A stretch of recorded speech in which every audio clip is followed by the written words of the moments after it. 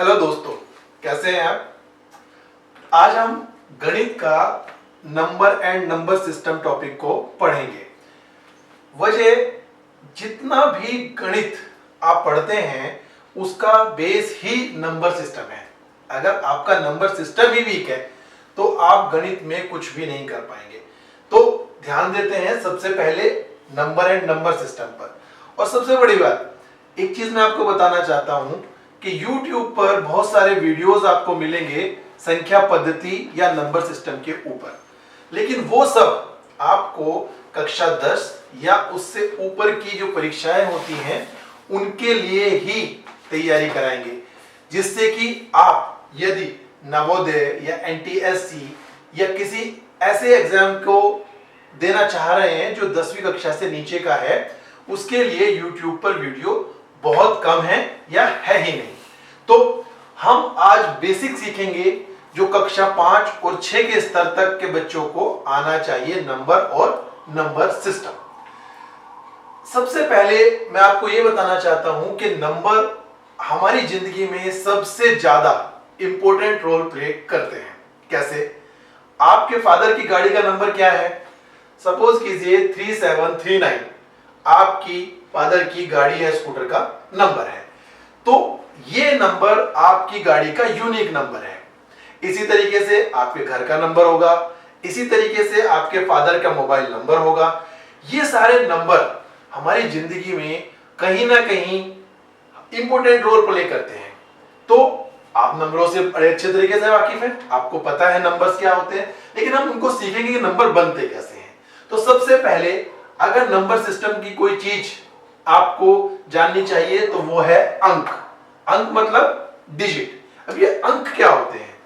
अंक होते हैं जो 0 से लेके 9 तक की संख्याएं हैं, इनको हम क्या कहते हैं?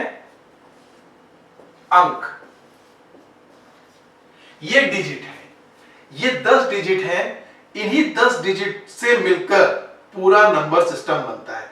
आप कोई भी संख्या ले लीजिए, जो भी आप जानते हैं, आपके घर का नंबर, आपके मोबाइल का नंबर, आपकी गाड़ी का नंबर, आपके स्कूल में कक्षा का नंबर, वो सब इन्हीं 10 डिजिट से मिलकर बना होगा। इनको हम क्या कहते हैं? अंक। अंक मतलब डिजिट। अब इनसे मिलकर जो भी संख्या बनेगी या इन अंकों को मिलाकर हम जो नंबर बनाते हैं वो क्या कहलाती है? संख्या। और कमाल की बात यह है कि ये नंबर भी अपने आप में संख्या है। ये डिजिट तो है ही है, साथ में ये संख्या भी है। तो अगर मैं किसी नंबर को मिला के 2, 3, 4, 5 ये एक संख्या बना दूं तो ये किन से मिलकर बना? 2, 3, 4, 5 डिजिट से मिलकर एक संख्या बनी 2345। ठीक है, तो ये संख्या अंकों से मिलकर बनती है। अब आप कहेंगे कि ये तो हमें बड़ा आसान लगा, अंक अंक से मिलकर संख्या बन गई, लेकिन ये तो छोटी संख्या है जिसको आप याद रख सकते हैं। लेकिन अगर आपको कोई बड़ी संख्या दे दी जाए, सपोज कीजिए लिखा है 2, 3, 4, 5, 6, 9, 8, 5, 3। अब इस संख्या को आप कैसे पढ़ेंगे? बड़ा मुश्किल है। इस संख्या को पढ़ने के लिए तो आपको समझ ही नहीं आएगा इसको कैसे लिखें या कैसे पढ़ें। तो इन संख्याओं को लिखने और पढ़ने के लिए 2 पद्धतियां प्रचलित हैं जो सबसे ज्यादा दुनिया में यूज की जाती हैं। पहला क्या है? हिंदू अरेबिक नंबर सिस्टम, और दूसरा क्या है? International number system. चूंकि हम इंडिया में रहते हैं तो हमारे यहां पर हिंदू अरेबिक नंबर सिस्टम का चलन है। हम अपनी संख्याओं को किसमें लिखते हैं? हिंदू अरेबिक नंबर सिस्टम में, जिसके अंदर हम अभी बताएंगे आपको कि ये होता क्या है। दूसरा होता है इंटरनेशनल नंबर सिस्टम। अंतरराष्ट्रीय स्तर पर जिस सिस्टम के अंतर्गत संख्याएं लिखी जाती हैं या पढ़ी जाती हैं उसे क्या कहते हैं? International number system. हमारे यहां कुछ चीजों में भी इसका इस्तेमाल होता है, वो मैं आपको बाद में जब बड़ी कक्षाओं में आप संख्या पद्धति पढ़ेंगे तो मैं आपको बताऊंगा कि अंतरराष्ट्रीय नंबर सिस्टम का हम इस्तेमाल वहां पर कैसे करते हैं। अब हम सबसे बड़ी चीज है, जब हमने अंक देख लिया, संख्या देख ली, और हमने देख लिया कि संख्याओं पर आधारित 2 चीजें होती हैं, हिंदू अरेबिक नंबर सिस्टम और इंटरनेशनल नंबर सिस्टम। हम इन दोनों को समझेंगे कि ये दोनों हैं क्या, इन दोनों के अंतर क्या है बेसिकली, क्योंकि ये दोनों सिस्टम ही प्रचलन में हैं। हम कभी भी संख्याओं को लिखेंगे या पढ़ेंगे तो इन्हीं के आधार पर पढ़ेंगे। और सबसे बड़ी बात यह है कि एग्जाम में भी क्वेश्चन इनके ऊपर आधारित आता है कि इस संख्या को अंतरराष्ट्रीय नंबर सिस्टम में लिखिए या इस संख्या को हिंदू अरेबिक नंबर सिस्टम में लिखिए, या कई बार हिंदू अरेबिक नंबर सिस्टम को कन्वर्जन आ जाता है इंटरनेशनल नंबर सिस्टम पे, या कभी इंटरनेशनल नंबर सिस्टम का कन्वर्जन आ जाता है हिंदू अरेबिक नंबर सिस्टम में। दोनों नंबर सिस्टम को लिखने का तरीका लगभग एक ही जैसा है। हम संख्याओं की गिनती कहां से करते हैं? दाईं ओर से बाईं ओर की ओर करते हैं। कहां से करते हैं? दाएं से बाएं। जबकि हम जो पढ़ते हैं तो पढ़ते कहां से हैं? बाएं से दाएं। लेकिन संख्याओं को हम कहां से पढ़ते हैं? दाएं से बाईं तरफ। दोनों नंबर सिस्टम में इसी तरीके से पढ़ा जाता है। अब हमने संख्याओं को क्या किया? देखिए, ये हिंदू अरेबिक नंबर सिस्टम है, हमने इनको अलग अलग वर्गों में लिखा है। तो पहला वर्ग क्या है हमारा? इकाई। इकाई के अंदर हमारे पास 3 खाने बने हुए हैं। पहला खाना क्या कहलाता है? वंश। वंश का मतलब है 1। वंश का क्या मतलब है? 1। दूसरे में लिखा है टी। टी का मतलब है टेंस। टेंस का मतलब क्या है? 10। और तीसरे में लिखा है एच, 100। 100 का मतलब क्या है? 100। तो यहां पर ये नंबर हमारा क्या हो गया? इकाई का, ये नंबर हो गया दहाई का, और ये नंबर क्या हो गया? सैकड़ा का। तो इसके अंदर जो पहले 3 अंक हैं ये हमारा किसके हो गए? इकाई के। ये क्या है? पहले 3 अंक इकाई के। उसके बाद हमारा क्या आता है? हजार। हजार में क्या है? इकाई, वंश, और टी का मतलब है टेंस, दहाई, यानी कि 10। अगले 2 संख्याएं हमारी क्या हो गई? हजार वाली। उसके बाद में 2 संख्याएं हमारी क्या है? वंश और टेन। किस में आता है? लाख के अंदर। तो ये हमारा लाख में हो गया वंश और टेंस, और ये हो गया हमारा वंश और टेंस करोड़ में। और हम यहां पर कोमा लगा देंगे, यानी कि पहले 3 संख्याओं का ग्रुप बनाएंगे, फिर 2 2 2 2 का ग्रुप बनाते चले जाएंगे। पहला क्या है? इकाई। दूसरा है हजार। तीसरा क्या है? इकाई यहां तक था, ये हजार, और ये हमारा क्या हो गया? उसके बाद में लाख, और ये क्या है? करोड़। अब संख्या को पढ़ा कैसे जाएगा? जो संख्या नीचे लिखी है 23 करोड़ 45 लाख 69,853, इसको हम कैसे पढ़ेंगे? इकाई वाले अंक को 100, और जो भी आगे संख्या होगी उसको उसके सामने। तो हमने हिंदू अरेबिक नंबर सिस्टम में कैसे पढ़ा? इकाई के 3 अंक, हजार के 2 अंक, लाख के 2 अंक और करोड़ के 2 अंक। हम इसी तरीके से संख्याओं को पढ़ेंगे। हम चाहें तो हम किसको यहां पे भी लिख सकते हैं, 3 5 8 9 6 5 4 3 और 2। समझ में आ गया आपको हिंदू अरेबिक नंबर सिस्टम क्या होता है? पहले 3 अंक इकाई के, अगले 2 हजार के, अगले 2 लाख के और अगले 2 करोड़ के। अब आ जाते हैं हम इंटरनेशनल नंबर सिस्टम के ऊपर। इंटरनेशनल नंबर सिस्टम भी हिंदू अरेबिक नंबर सिस्टम के जैसा ही है, कोई इसमें ज्यादा खास बदलाव नहीं है। बस बदलाव क्या है? इकाई के अंक इसमें भी 3 थे, इकाई दहाई सैकड़ा, इसमें भी इकाई के 3 अंक है, इकाई दहाई सैकड़ा। अब हजार में हमारे पास क्या अंक थे? इकाई और दहाई, लेकिन इसमें क्या होता है? इसके अंदर हजार में इकाई दहाई और सैकड़ा होते हैं, यानी कि इसमें अगले 3 अंक हजार के होंगे। मिलियन में कितने होंगे? इकाई दहाई सैकड़ा, यानी कि अगले 3 अंक मिलियन के होंगे। और बिलियन के कितने अंक होंगे? इकाई दहाई सैकड़ा, अगले 3 अंक होंगे। इसका क्या मतलब हुआ? हमारे नंबर सिस्टम में पहले 3 अंक इकाई, फिर 2 2 2 अंक हम लेते थे। इसमें हम क्या लेंगे? इसी संख्या को हम लिख लेते हैं। देखिए आप कि पहले 3 अंक इकाई के, अगले 3 अंक हजार के, और अगले 3 अंक किसके हो जाएंगे? हमारे मिलियन के। आपको समझ में आई ये चीज? अब ये कितना हो गया हमारा?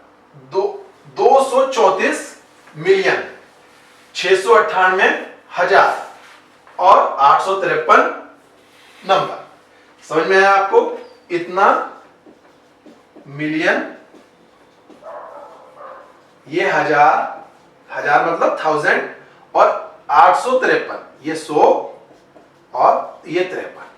ठीक है, तो हमने कैसे लिखा इसको 3 5 8 9 6 5 4 3 2। और अगर आगे संख्या होती है तो वो क्या कहलाती है हमारी बिलियन। ठीक है, तो इसमें हम हर 3 अंक के बाद कोमा लगाते हैं और ये हमारा इंटरनेशनल नंबर सिस्टम है। इसमें एक चीज मैं आपको और बताना चाहता हूं यहीं पर कि जब कोई संख्या आगे के खाने में जाती है तो वो 10 गुना बढ़ जाती है। कितना गुना बढ़ती है? 10 गुना। हमेशा संख्या 10 गुना बढ़ती चली जाएगी। अगर मैं, या इसको ऐसे समझ लीजिए कि जितने भी अंक होंगे बाद में संख्या के, उसके बाद में उतने ही अगर हम 0 लगा देते हैं तो वो संख्या उतनी ही कहलाती है। आगे हम जब स्थानीय मान और आपका फेस वैल्यू पढ़ेंगे तब मैं आपको समझाऊंगा कि ये कैसे होता है। तो ध्यान रखना, पूरा का पूरा number system Hindu Arabic number system और इंटरनेशनल नंबर सिस्टम पर आधारित है। अब हम देख लेते हैं किसी भी संख्या के अंदर 2 चीजें और होती हैं जो ध्यान देने वाली हैं, वो है फेस वैल्यू और प्लेस वैल्यू। ये संख्या थी आपकी 2 3 4 5। इसके अंदर फेस वैल्यू क्या होगी? फेस वैल्यू का मतलब होता है किसी भी अंक का अपना जातीय मान। हर अंक का जातीय मान हमेशा वही रहता है जो उसका मान है। जैसे 5 का मान 5 रहेगा, 4 का 4 रहेगा, 3 का 3 रहेगा और 2 का 2 रहेगा। ये कहीं पर भी ये अंक 2 किसी संख्या में किसी भी स्थान पर रहे, इससे फर्क नहीं पड़ता। इसका जातीय मान कितना रहेगा? 2 ही रहेगा हमेशा। लेकिन प्लेस वैल्यू क्या है? प्लेस वैल्यू का मतलब है कि अगर ये 2 इस संख्या में किस स्थान पर आता है उससे इसका स्थानीय मान डिसाइड होता है या निर्धारित होता है। अब आप देखिए कि इस संख्या के अंदर 2 कहां पर है? इकाई, दहाई, सैकड़ा, हजार, यानी कि 2 कहां है? 1000 पर। तो इसके अंदर कितने होंगे? 2 के आगे हम 3 जीरो लगा देंगे। आगे कितने अंक थे? 3, तो हमने 3 जीरो लगा दिए तो कितना बन गया? 2000। यानी कि यहां पर 2 का स्थानीय मान कितना है? 2000। लेकिन 2 का जातीय मान कितना है? 2 का जातीय मान 2 ही है। कमाल की बात है, 2 का जातीय मान तो 2 है लेकिन स्थानीय मान कितना है? 2000। कई बार इस तरह का सवाल आता है कि इस संख्या में 2 के जातीय मान और स्थानीय मान का अंतर ज्ञात कीजिए। अब अगर आपको जातीय मान और स्थानीय मान नहीं पता तो आप ये सवाल नहीं कर पाएंगे। इसमें क्या करना था कि 2000 में से 2 घटा देंगे, 1998 उत्तर आ जाएगा। अगर आपको पता है तो आसान है, नहीं पता है तो आपको यह सवाल नहीं होगा। तो आपको जातीय और स्थानीय मान पता होना चाहिए। सबसे बड़ी बात, इस तरह के क्वेश्चन आपके एग्जाम में पूछे जाते हैं। कई बार जातीय स्थानीय मान का जोड़ पूछ लिया जाता है, कई बार जातीय स्थानीय मान का अंतर पूछ लिया जाता है। और कमाल देखिए, कई बार ऐसा सवाल आ जाता है 2 2 3 4, इस संख्या में 2 के जो दूसरे स्थान पर तीसरे स्थान पर अंक है इसके जातीय मान और जो चौथे स्थान पर अंक है इसके जातीय मान में अंतर ज्ञात कीजिए। तो यहां पर 2 है, यहां भी 2 है, तो दोनों का जातीय मान का अंतर कितना होगा? 0 होगा। लेकिन दोनों के स्थानीय मान में जब आप अंतर निकालेंगे तो कितना होगा? 2000, इसका स्थानीय मान 2000 और इसका स्थानीय मान कितना होगा? 200। तो अंतर कितना होगा? 1800।